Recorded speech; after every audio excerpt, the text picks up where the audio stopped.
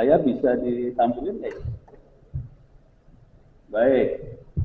Selamat pagi. Assalamualaikum warahmatullahi wabarakatuh. Terima kasih atas kesempatannya. Ya, mudah-mudahan layarnya keluar ya. Tapi tadi asumsinya bahwa yang di depan saya katanya guru sama dosen. Coba gue nanya dulu berapa orang yang guru dan dosen di ruangan ini. 2, 3. 3 orang doang ya. Jadi saya akan merubah topik supaya lebih cocok buat mahasiswa yang mau S2, S3. Tapi tetap guru dosen masuk. Oke. Kalau layar gue nggak keluar. Wah, udah di share screen sebenarnya. Hah? Gimana caranya? Oh, kok bisa? Nggak gue apa-apain tadi. Oke, ini silakan difoto dulu supaya soalnya URL-nya penting banget sih sebetulnya. Oke, silakan difoto dulu. Yang atas s.id/free OWP ebooks. Oh, nama saya Ono W. Purbo ya.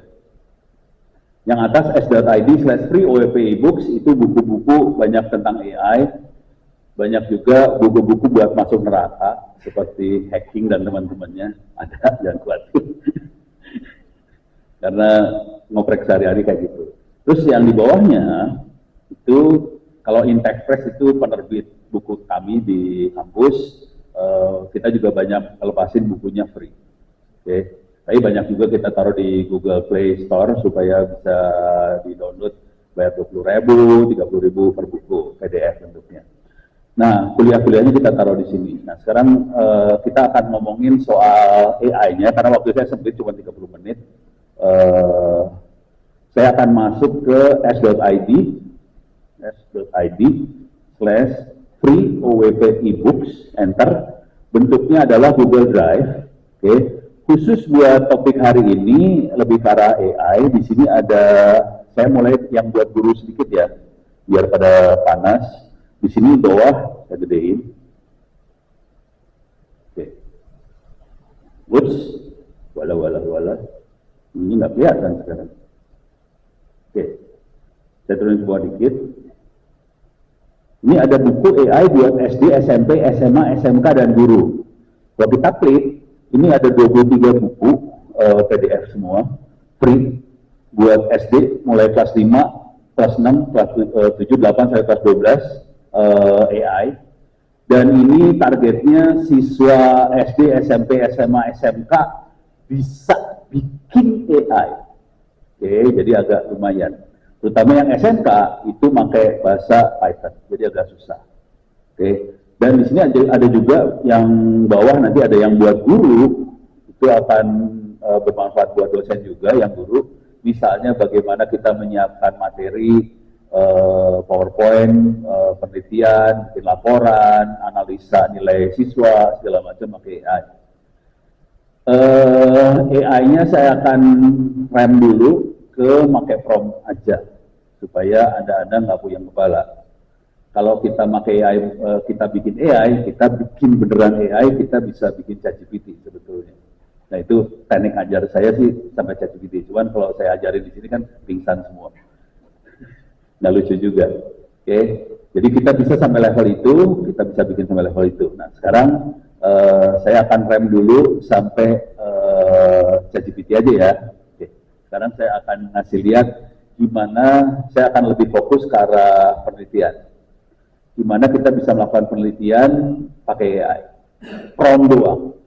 Ini akan bermanfaat buat yang ini ternyata dari Cyber University S1, semester 2 itu ternyata. Baru. Bisa Pak. Hah? Saya yakin bisa Pak. Bisa. Dan nanti akan berguna Pak. Iya, bisa. Nah, karena ini S1 semester 2, jadi saya akan ngomongnya enteng banget. Buat teman-teman lain, yang lain juga bisa ngelihat teknik manfaatnya. Nah, sekarang saya akan pakai yang sederhana dulu ya. Ini saya kasih demo aja bentuknya ya. Grok, salah satu yang saya suka pakai buat nyari ide adalah Grok. Oke, ini ide. Oke, contoh. Nanti saya ngasih prompt misalnya, jadi kalau waktu penelitian biasanya, langsung udah keluar aja. Bisa ini enggak? Boleh, saya buang dulu. Hah? Oh, groknya. Oke. Oke. Biasanya kalau penelitian salah satu adalah kita melakukan gap analysis. Gap analysis kira-kira gini. Di dunia pada penelitian apa aja sih? Kira-kira yang bolong bidang apa? Jadi gap analysis kita bisa pakai yang kayak ginian. Misal, saya melakukan penelitian buat UMKM. Okay. Penelitian apa yang menarik untuk UMKM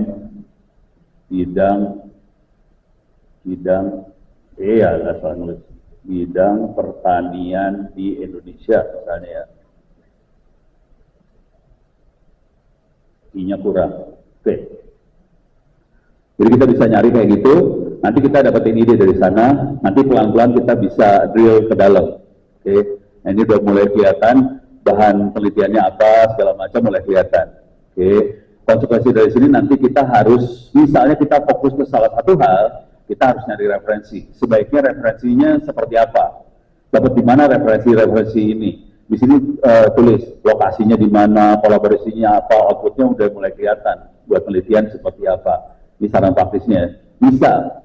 Saya mau melakukan penelitian ini ya, dampak perubahan iklim terhadap UMKM komunitas seperti padi, hortikultur, segala macam. Jadi cuma copy paste aja. Oke. Buku atau jurnal referensi yang mendukung penelitian ini apa? Ini saya pakai Grok ya. Kenapa saya pakai Grok? Soalnya Grok itu versi free-nya, versi gratisnya, dia mengizinkan kita buat nyari referensi ke sekitar 40-50 URL. Jadi dia nggak halusinasi. Masalah utama dengan jurnal, dia suka halusinasi, dia suka ngarang. Dan ini nggak bagus banget kalau ngarang. Jurnal kan harus nggak boleh ngarang ya, referensinya harus benar. Nah ini mulai kelihatan, mulai bagus nih di sininya ya. Tapi jujur, saya kalau nyari referensi nggak kayak gini sebenarnya. Saya nyari referensi pakai Google Scholar sih, oke, Scholar, pakai Google Scholar buat nyari referensi. Google Scholar ini saya cari referensinya di sini. Tapi ini setelah paper jurnalnya udah mulai jadi. Jadi saya cari nyari referensinya gini. Nah sekarang beres ya secara umum. Sekarang saya akan kita sudah ngutak-ngatik ngobrol penelitian segala macam dan kita punya data. Saya kasih lihat datanya lah. Oke, ini contoh data ya. Ini kebetulan saya punya data beneran sih, karena kerjanya memang ngutak-ngatik ngoprek. Oke, ini punya data dan dijamin halal kalau kita dapat data, kita pusing sendiri dari data kita. Iya. Walah, lupa. Saya tidak install Office di sini. Tidak ada Office-nya. Jadi saya terpaksa harus ngupload ke Google Drive. Jadi saya tidak pakai Office di sini, minta maaf. Sorry, jangan masuk ke sini. Google. Oke, ini dia. Saya masukin Google Drive ya. Ini masalah kalau nggak punya. Jadi laptop ini tidak ada Office-nya. Memang tidak dipakai buat kerja ini laptop, cuma buat demo aja. Oke, saya akan upload ke Google Drive. Salah. Jangan dihapus ya, ini kosong. Saya akan baru upload file supaya mulai kelihatan. Oke. Saya ada di home. Oke, saya akan turun ke bawah. Tadi filenya adalah UMKM sampel Kota Bekasi. Oke. Ini ada sekitar 1000 UMKM datanya. Ini data beneran, bukan data bohongan ya. Saya klik aja biar kelihatan. Ini dari Excel. Kebetulan, ini kalau kita lihat datanya, saya kemarin mengajari teman-teman Kementerian Koperasi sama UMKM untuk analisa data dia pakai AI. Bukan AI sih sebetulnya, pakai machine learning. Jadi subnya AI lah kira-kira gitu. Data kayak gini. Sekarang kita coba lihat pelan-pelan dari datanya ya. Di sini ada nomor, itu bukan informasi. Kita nggak bisa ngolah apa-apa dari nomor. Ada provinsi, semua provinsinya sama, Jawa Barat. Kota Bekasi, Jawa Barat nggak menarik, Kabupaten Bekasi tidak menarik, kecamatan mungkin akan beda-beda, ada bedanya sedikit satu sama lain, kelurahan akan ada beda sedikit satu sama lain. Jadi provinsi, kabupaten, kecamatan, kelurahan tidak menarik buat dianalisa. Ada mungkin menarik dikit. Oke. Sekarang yang mulai menarik adalah ada modal. Modalnya bervariasi untuk tiap UMKM. Ada mulai beroperasi, ada tahun beroperasi, ada jenis kelamin laki perempuan. Nah ini mulai menarik, ada jenis kelamin. Terus ada disabilitas, nggak ada kebetulan tidak ada yang punya disabilitas di sini. Status pengusaha, pemilik atau pengelola. Terus di sini ada tingkat pendidikan. Oke. Ada skala usaha semua sama, mikro, nggak ada yang menarik di situ. Terus kemudian kategorinya beda-beda, ada yang makan minum, ada yang motor, apa segala macam. Nah yang mulai menarik lagi adalah metode pemasaran. Ada yang digital, ada yang non digital. Yang digital bisa pakai e-commerce dan teman-temannya. Kemudian ada yang pakai teknologi, ada yang enggak. Terus apakah punya laporan keuangan?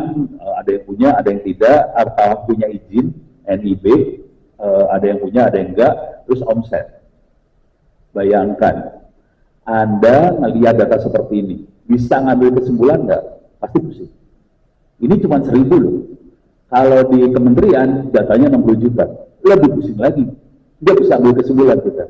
Gimana caranya kita bisa ngambil kesimpulan dari sini? Jadi teknik penelitian yang globalnya, ini minta maaf global banget, ini harusnya tidak boleh dicontoh, tapi supaya Anda bisa cepat selesai kuliah di Malaysia, saya kasih teknik globalnya ya. Teknik globalnya adalah, jadi gini, kalau kita penelitian, yang ditanya adalah ada temuan nggak di situ, itu kan? Dan temuan itu akan masuk ke paper jurnal. Jadi caranya gimana? Jadi teknik brengsek sih sebetulnya. Tapi kalau nggak gini, penelitian kita jadi lambat banget. Jadi caranya adalah saya akan upload datanya ke ChatGPT. Saya upload, bentar, mana itu datanya? Kita bisa nanya macam-macam dengan ChatGPT ya. Dan nanyanya harus to the point banget. Paling bawah ya. UMKM sampel Kota Bekasi ini yang tadi saya upload. Oke. Ini data di-upload. Oke, udah di-upload. Pertanyaannya, ini brengsek sih pertanyaannya. Ini pertanyaannya, supaya penelitiannya cepat banget. Oke, pertanyaannya adalah,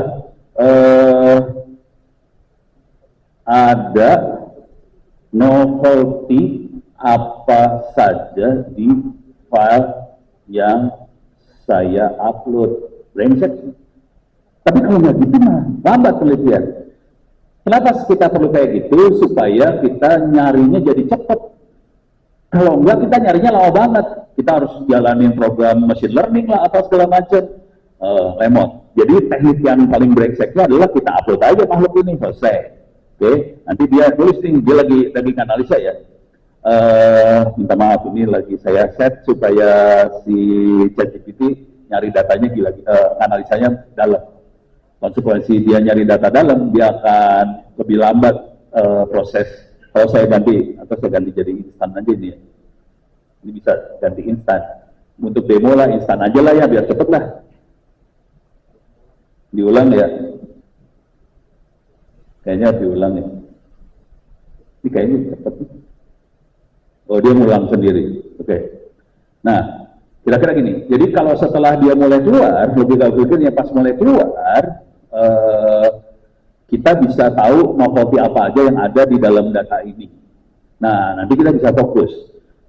Supaya penelitian kita lancar, biasanya kita harus dapetin paling, kalau untuk satu paper jurnal misalnya ya, paling enggak kita butuh sekitar 3-4 novelty satu paper jurnal. Kemungkinan di data ini kita dapetin lebih dari 3-4 novelty. Jadi supaya selamat bisa masuk Q1, kita harus dapat segitu banyak novelty-nya. Nanti dari situ kita mainnya pro banget ya, di pro-pro-pro, cuma nanti sebetulnya metode penelitiannya nggak boleh full pro. Jadi cara globalnya kira-kira gini, dia akan ngasih tahu novelty lu ini, beres. Dari situ kita akan nge-prom lagi. Tolong dong, nanti hasil penelitiannya apa? Bisa ke hasil langsung ya. Hasilnya apa? Langsung keluar hasilnya. Grafiknya kayak gimana, tabelnya keluar, udah.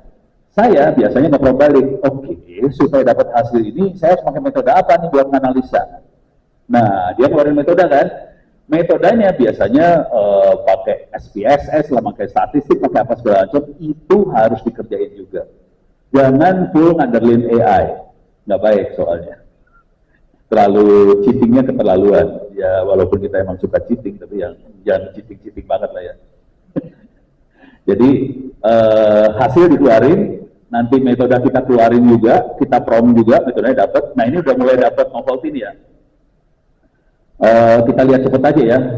Ada satu novelty, oke, dua novelty, kesenjangan antara UMKM yang legal sama ilegal, bukan ilegal ya, maksudnya punya izin sama tidak punya izin. Tapi ini masalah besar sebetulnya dari sisi kebijakan pemerintah, masalah besar. Karena ternyata dari 1000 UMKM hanya 20 yang punya izin. Masalahnya adalah apa? Dengan 20 ini kita nggak bisa minta pinjaman modal apa segala macam, jadi susah. Karena mereka tidak punya legal, gitu ya. Terus di sini ada juga masalah digitalisasi. Dan ternyata hanya 24 yang punya kemampuan digital sama e-commerce. Sebagian besar tradisional. Terus di sini juga ada keuangan, laporan keuangan, hanya sedikit. Nih, kalau lihat kayak gini ngeri loh kita, bangsa Indonesia ngeri banget. Terus ternyata sebagian besar didominasi oleh kaum wanita, laki-laki dikit. Laki-laki tidur doang kerjanya, perempuan yang kerja. Bohong, ya, tadi bohong ya. Terus UMKM mikro dominasi sektor perdagangan. Terus ini perhatian udah 7, novelty-nya 7 di sini. Kita butuh cuma 3-4 novelty untuk sampai satu paper jurnal. Misal kita ambil satu novelty aja ya, novelty gombal aja ya, misalnya gender lah, paling asik tuh gender. Ini ya, dominasi pengusaha perempuan. Kita bisa ambil nih, klik kanan copy. Oke, saya pengen analisa ini bentuknya apa sih hasil dari file tadi.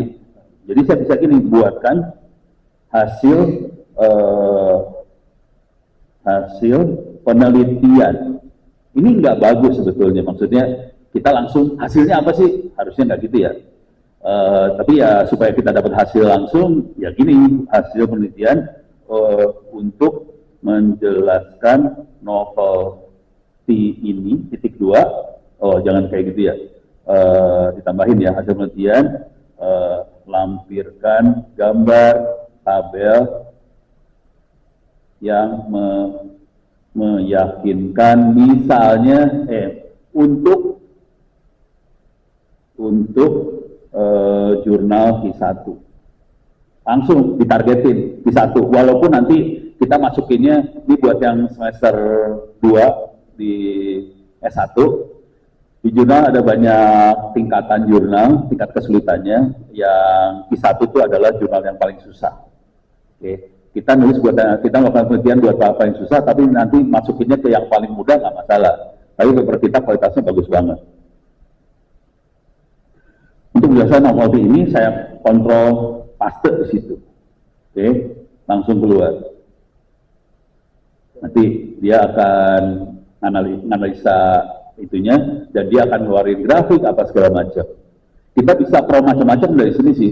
Sarannya kita prom dulu untuk dapat hasilnya seperti apa, grafik-grafiknya yang seperti apa, pakai AI kayak ginian. Dari situ nanti kita bisa analisa lebih lanjut. Kita mau fokus yang mana. Jadi kita analisa semuanya pakai prom semua sih. Gitu. Ini saya gombalin dulu ya. Coba saya gombal sedikit aja. Ini bisa nebak nggak? Kira-kira penghasilan, tadi banyaknya perempuan ya, UMKM. Kira-kira penghasilannya gede mana? Perempuan apa laki-laki? UMKM perempuan atau laki-laki yang penghasilannya lebih banyak per bulan? Bisa nebak? Laki apa perempuan yang duitnya lebih kencang? Perempuan ya? Oke, siap. Kita coba lihat ya. Ini kan insting. Insting kita bilang, oke, sebagian besar UMKM perempuan. Insting kita bilang kemungkinan perempuan penghasilannya lebih besar daripada laki-laki. Itu insting. Kita yang namanya penelitian, kita harus dari data. Nah, data ngomongnya seperti apa, nanti kita bisa eksplor. Tapi kira-kira dari sini udah, ini yang kita lihat di depan, ini adalah udah mulai isi bab hasil penelitian. Ini kelihatan sebagian besar adalah eceran, sebagian besar lagi akomodasi minuman, kepalahan dan sebagainya. Kelihatan ya. Terus yang punya NIB hanya 1,2%, laki-laki punya NIB itu izin ya, izin usaha. Laki-laki. Terus ini, nah sekarang ini bisa kawin pasal udah mulai bisa dimasukin dalam hasil penelitian. Kalau mau coba lagi, saya ini iseng saya tadi ya. Kira-kira penghasilannya mana buat grafik income rata-rata UMKM laki-laki laki-laki versus bisa gini perempuan, oke, grafik income-nya tadi bilangnya perempuan. Nah, ini kelihatan di sini ada codingan Python. Ini masuknya ke metode penelitian. Waktu nggak kebaca. Kejauhan tuh berdirinya dari gue. Berapa menit? Habis. 5 menit lagi. Thank you. 5 menit lagi, oke. Nah ini masuknya ke metode penelitian. Jadi waktu nge-prom kita akan dapat semuanya sih, hasilnya dapat, metodenya apa. Setelah metode sama hasil dapat, kita bisa turun ke bawah lagi. Ini minta maaf. Tadi asumsi kita perempuan penghasilannya lebih banyak, tapi kenyataan hidupnya tidak seindah itu. Ternyata laki-laki duitnya lebih banyak daripada perempuan. Minta maaf ya. Ini data ya. Data ngomongnya seperti ini. Nah, hal mindset seperti ini yang perlu kita bangun dalam kepala. Nah, kemudian setelah ini mulai jadi, ini karena waktunya cuma 5 menit, saya kasih ini aja ya, bukunya silakan dibaca di sini. Saya ulang alamatnya s.id/free OWP ebooks. Saya ulang ya, S atau masuk sini lah biar kebayang. Silakan difoto lagi. s.id/free OWP ebooks. Dalamnya ada 50 atau 60 buku, nggak tahu, lupa lah, banyak banget bukunya, pakai prom bikinnya. Satu buku rata-rata saya butuh waktu sekitar sehari selesai, sekitar 300-an halaman, satu hari selesai pakai prom semua. Tapi teknik nulis bukunya harus benar ya, kalau nggak dia halusinasi ya. Nulis paper jurnal juga sama. Perhatiin waktu saya bikin segala macam, saya ngupload file. File itu jadi referensi. Karena saya upload file, dia tidak halusinasi. Itu ya. Kalau kita nggak upload file, datanya suruh AI yang nyari, pasti halusinasi, jadi kacau semuanya. Gitu ya. Nah, sekarang saya kasih lihat dulu bukunya buat penelitian dan sebagainya. Ada di sini sih sebenarnya. Di sini coba saya cari ya. Ctrl F, penelitian dosen. Saya pakai kata-kata dosen lah. Ini ada panduan riset praktis dosen. Ini buat dosen yang S2, S3, di sini ada panduan praktis dosen, ada. Kalau buat kampus, di sini juga ada OBE, Outcome Based Education, ada ini buat kampus. Terus juga buat jurnal juga ada, teknik cepat menulis buku sama jurnal, di sini ada teknik cepat menulis jurnal juga ada. Oke, silahkan diambil. Oke, mudah-mudahan bisa bermanfaat. Kalau ada apa-apa silahkan email saya di sini ono@indo.net.id atau ono@ittshcd. Terus, oke, terima kasih. Saya kembalikan pada panitia. Thank you. Terima kasih Pak Ono, udah cukup sekali. Ya teman-teman, tadi dikasih tips and tricks ya dari Pak Ono untuk risetnya gimana, olah data dan membantu dengan AI gimana. Nah, Ini gue ngobrol dulu soalnya ternyata udah pada pakai AI. Ya udah, gue cari yang lebih gila. oh, makanya langsung mengolah data ya Pak ya. Nah, Gue cerita AI itu apa pasti udah pada tidur di sini. benar Pak. Baik Pak, selanjutnya kita langsung aja. Saya akan undang Direktur MSP Global. Mungkin Bapak boleh di tengah Pak. Kita akan pendengaran. Oh, ada banget. Ada Pak untuk Bapak. Ini anak gue baru S2. Wah. biar hidupnya susah.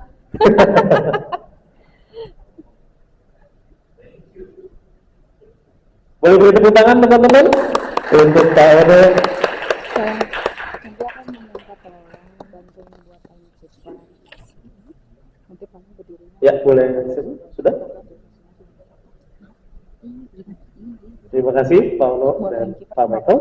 bisa nggak di Ya, tadi berbicara sedikit mengenai AI dan cara pengolahannya. Tadi Pak Ono juga sedikit menyinggung bagaimana kita mengolahnya, melakukan penelitiannya bagaimana, tapi tetap ingat teman-teman. AI ini adalah asisten dan jadikan dia anggota tim, sehingga nantinya